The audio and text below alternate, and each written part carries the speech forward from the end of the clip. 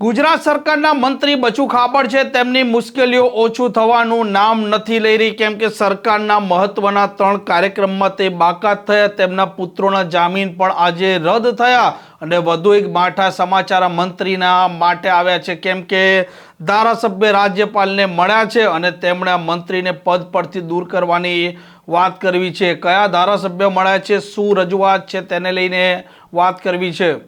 વૈષ્ણવજન તો તેને કહીએ જે પીડ પરાઈ જાનાને રે.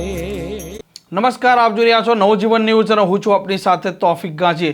ગુજરાત સરકારના રાજ્ય કક્ષાના મંત્રી બચુ ખાબડ છે તેમની મુશ્કેલીઓ દિન પ્રતિદિન વધી રહી છે. ગુજરાત સરકારના જે 3 મોટા કાર્યક્રમ હતા, આ 3 મોટા કાર્યક્રમમાં મંત્રી બચુ ખાબડ છે તેમની બાદ બાકી થઈ હતી અને ગાંધીનગરમાં પણ આજે સરપંચોનું સંમેલન મળ્યું છે. આ સંમેલનમાં રાજ્ય કક્ષાના મંત્રી બચુ ખાબડ છે જે પંચાયત વિભાગના છે તેમની બાદ બાકી થઈ છે. કેબિનેટ કક્ષાનો દરજ્જો છે મુખ્યમંત્રી ભૂપેન્દ્ર પટેલ પાસે, તે અને CR પાટીલ બંનેનું નામ આ આમંત્રણ પત્રિકામાં છે, પરંતુ રાજ્ય કક્ષાના પંચાયત વિભાગના મંત્રી તેમાંથી બાદ બાકી થયા છે ને તેના વચ્ચે તેમના બંને પુત્રોના પણ આજે કોર્ટે દાહોદમાં જામીન રદ કરેલા છે, કેમ કે આ મામલાની કોર્ટે ગંભીરતા લીધી છે અને જે પ્રકારે તેમણે રેગ્યુલર જામીન અરજી કરી હતી તે અરજી ફગાવી દેવામાં આવી છે. અને વધુ એક સમાચાર આ મંત્રી માટે મુસીબત ઊભું કરી શકે તેમ છે, કેમ કે કોંગ્રેસના વિપક્ષના નેતા અમિત ચાવડા સહિત ધારાસભ્યો અને કોંગ્રેસના નેતાઓનું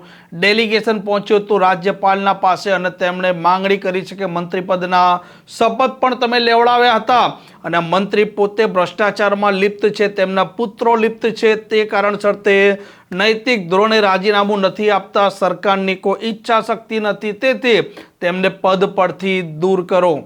સરકારમાં બેઠેલા લોકોના આશીર્વાદ અને મિલીભગતથી ગામથી લઈને ગાંધીનગર સુધીના અધિકારીઓના મેળાપીપણાથી કરોડો રૂપિયાનો ભ્રષ્ટાચાર થઈ રહ્યો અને ભ્રષ્ટાચાર કરવાવાળા લોકોને જે દૂર કરવાના હોય, એને જે સજા કરવાની હોય, જે દાખલારૂપ કાર્યવાહી કરવાની હોય, એ કરવાની ઈચ્છા શક્તિ સહેજ પણ રાજ્યના મુખ્યમંત્રીશ્રીને, સરકારને, ભારતીય જનતા પાર્ટીમાં દેખાતી નથી. મહામહિમ રાજ્યપાલશ્રીને અમે વિનંતી કરી કે મહામહિમજી, તમે જેમને મંત્રી તરીકેના શપથ લેવડાયા છે, જેમણે ગુપ્તાના સંવિધાનના નામે નિષ્ઠા અને પ્રમાણિકતાથી કામ કરવાના શપથ લીધા છે, એવા રાજ્ય સરકારના મંત્રી બચુભાઈ ખાબડ કે જેમના ખુદના પર ભ્રષ્ટાચારના આરોપ છે, જેમના દીકરાઓ ભ્રષ્ટાચારમાં સંડોવાયેલા છે, જેમની સામે પૂરતા પુરાવાઓ છે, જેલમાં જઈ ચૂક્યા છે, સાબિત થઈ ચૂક્યું છે ભ્રષ્ટાચાર, એમ છતાં નૈતિકતાથી તો રાજીનામું આપતા નથી. એમને દૂર કરવાની હિંમત કદાચ મેળાપીપણું હોવાને કારણે સરકારમાં પણ નથી.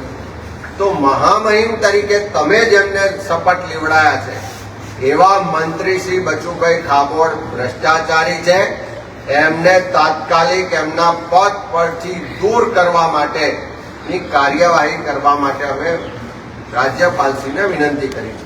ફક્ત 42,000ની વસ્તી છે, ત્યાં 4 જ વર્ષની અંદર 300 કરોડ રૂપિયા મનરેગામાં ખર્ચ થાય છે. 60-40 મનરેગામાં રેશિયો છે. 60% લેબર કમ્પોનન્ટ હોવું જોઈએ, 40% મટીરિયલ કમ્પોનન્ટ હોવું જોઈએ. એના બદલે ગુજરાતના સૌથી નાના તાલુકામાં, વસ્તીની રીતે સૌથી નાનો તાલુકો એવા જાંબુઘોડામાં 80% મટીરિયલ કમ્પોનન્ટ ચૂકવવામાં આવ્યું, ફક્ત 20% લેબર કમ્પોનન્ટ ચૂકવાય છે અને 300 કરોડના કામમાંથી 216 કરોડ કરતા વધારે રકમનું મટીરિયલ સપ્લાય થાય છે. આ મટીરિયલ સપ્લાય કરવાવાળી એજન્સી કોણ છે? તો ત્યાં જિલ્લા ભાજપના પ્રમુખ છે, એના નામની એજન્સી છે. એમની પત્ની જે ભૂતકાળમાં જિલ્લા પંચાયતની ભાજપના પ્રમુખ હતા, એમના નામની એજન્સી છે. એમના ભત્રીજાના નામની એજન્સી છે. એમના ડ્રાઈવરના નામની એજન્સી છે. પુરાવા આપ્યા, હકીકતો આપી, ફરિયાદો કરી, એમ છતાં તપાસ નથી થતી. તો કોણ બચાવી રહ્યું છે? કેમ બચાવી રહ્યા છે? એક બાજુ મંત્રીને દૂર નહીં કરવાના, બીજી બાજુ જિલ્લા ભાજપના પ્રમુખ હોય એની કોઈ તપાસ ના થાય, એનો સ્પષ્ટ મતલબ છે કે સરકાર આ કૌભાંડમાં ભ્રષ્ટાચારમાં સામેલ છે. આના હપ્તાઓ કમલમ સુધી પહોંચતા હશે અને એટલા જ માટે આની પર તટસ્થ તપાસ થતી નથી. જેની તપાસ થાય. અમે એ પણ કીધું છે કે ભ્રષ્ટાચાર કરવા વાળો કોઈ પણ પક્ષનો નથી હોતો, કોઈ પણ સમાજનો નથી હોતો, કોઈ પણ પાર્ટી કે બીજા સાથે જોડાયેલો હોય તો પણ એને કોઈને બક્ષવો જોઈએ નહીં. કોંગ્રેસનો કોઈ વ્યક્તિ ભ્રષ્ટાચાર કરે, ભાજપનો કોઈ વ્યક્તિ ભ્રષ્ટાચાર કરે, આમ આદમી પાર્ટીનો કરે કે બીજી કોઈ પણ પાર્ટીનો કરે, એમાં કોઈની પણ શરમ રાખ્યા સિવાય કાયદાનું કામ કરે એવી રીતે કડક કાર્યવાહી કરવા માટે રાજ્યપાલશ્રીને હસ્તક્ષેપ કરવા માટે વિનંતી કરી. સરકારની ઈચ્છા શક્તિ દેખાતી નથી. સરકાર આમાં પ્રોએક્ટિવ કોઈ પગલાં લેતી નથી. સરકાર એમના મળતિયાઓને બચાવી રહી છે, એમના મંત્રીને બચાવી રહી છે. મંત્રી પોતાના પદનો દુરુપયોગ કરીને આખી તપાસને એમાં અવરોધ ઉભો કરે છે, ગેરમાર્ગે દોરી રહ્યા છે. તો એવા સંજોગોમાં તટસ્થ તપાસ થાય અને જેમને તમે સંવિધાનના નામે મંત્રી તરીકે શપથ લેવડાયા છે, એમણે શપથ ને સંવિધાનનું તો અપમાન કર્યું છે, પણ સાથે સાથે મહામહિમે લેવડાયેલી જે શપથ પ્રક્રિયા છે એને પણ લાંછન લગાવ્યું છે. ત્યારે રાજ્યપાલશ્રી હસ્તક્ષેપ કરે. આ પ્રકારના સમાચાર, આ પ્રકારના અહેવાલ માટે નવજીવન ન્યૂઝની આ ચેનલ જોવાનું ને સબસ્ક્રાઇબ કરવાનું ભૂલતા નહીં. નમસ્કાર. વૈષ્ણવજન તો તેને કહીએ જે